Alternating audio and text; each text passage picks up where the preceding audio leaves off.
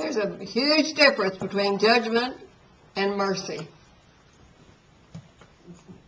We found out by studying the Old Covenant that judgment usually comes from only studying the Old Covenant. But if you study God's New Covenant with people, the covenant of Jesus Christ and the Holy Spirit, we find out that mercy is replaced.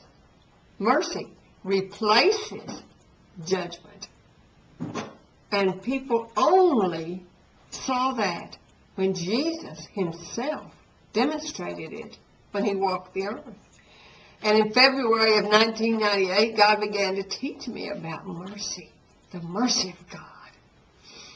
When Jesus, while in the company of religious leaders, said, "Let him who is without sin cast the first stone," he gave the most elaborate teaching in his entire life on the principle of mercy replacing judgment. According to the law, the adulterer at the time, who had been caught disobeying the law, was committing adultery with many men, and she was due death by stoning, according to religious law. However, God said, I put the obligation of forgiveness on the religious leaders who were present by calling attention to their own disobedience of the law, rather than calling attention to the disobedience of the woman who was caught in adultery. God said, my example of forgiveness was puzzling to everyone present at the time because the portion of the law regarding stoning for the act of adultery was ironclad. But my mercy, said God, has never been more powerfully displayed to men than in that situation.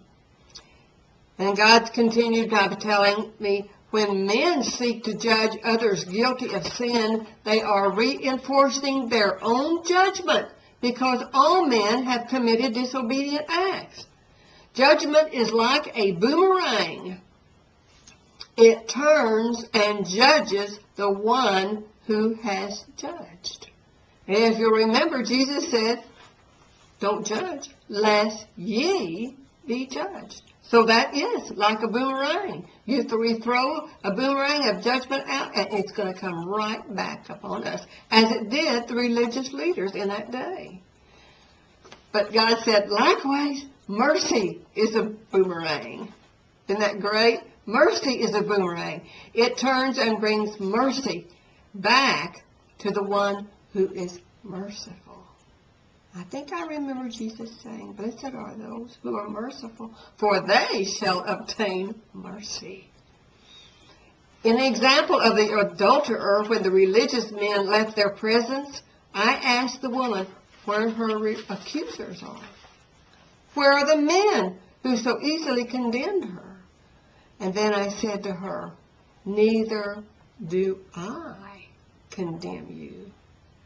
The letter of the law was replaced with mercy, and because it was replaced with mercy, when he told her to go and sin no more, she had the power to do that because of his mercy, not because of judgment from a religious leader. When you are tempted to judge another person, remember that you are throwing the stone of judgment at yourself when you throw the stone of judgment at another person. But also, when you are merciful to someone, you also are inheriting mercy from people. Remember, the boomerang of judgment will bring judgment, but the boomerang of mercy will boomerang mercy right back in your life.